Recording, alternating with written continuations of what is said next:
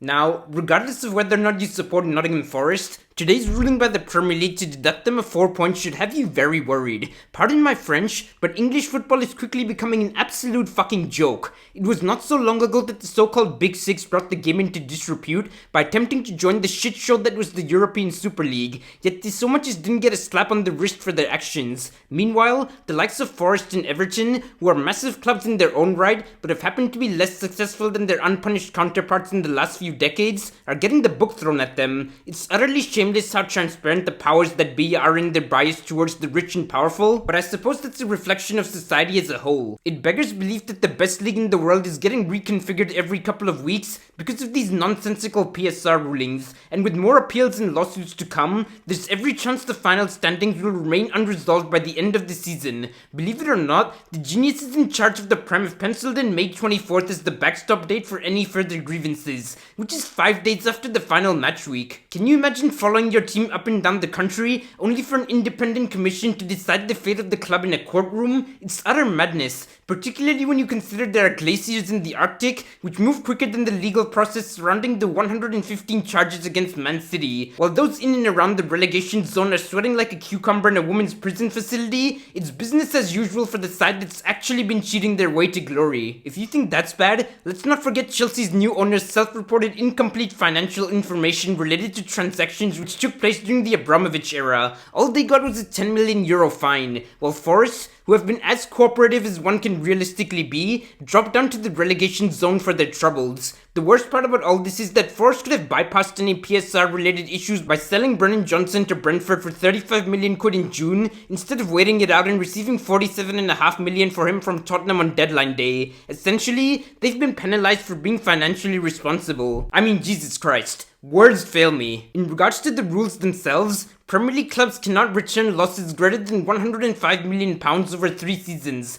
The plot twist is that Forest win the championship for one of them, so instead judged on a combination of EFL and Premier League rules, which meant they couldn't record losses greater than £61 million.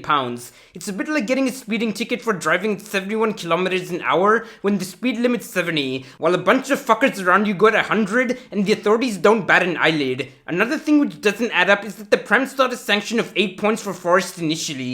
Portsmouth were deducted 9 for going into administration, and when you consider all the refereeing decisions which have gone against Forest in recent times, you can't help but feel something incredibly dodgy is going on behind the scenes. Clearly, the current rules in place are there to protect the big boys and ensure those beneath them find it difficult to advance up the footballing pyramid, which is why so many supporters I've spoken to are feeling disillusioned with the modern day game. Moving forward, I hope this galvanizes Forest in the way that it did Everton, and they come out firing in their next few games. There's still 9 games to play, and they've got the squad to finish above the likes of Luton, point deductions or not. That's my take on things. Do let me know yours down below, and I'll catch you in the next one, folks. Peace.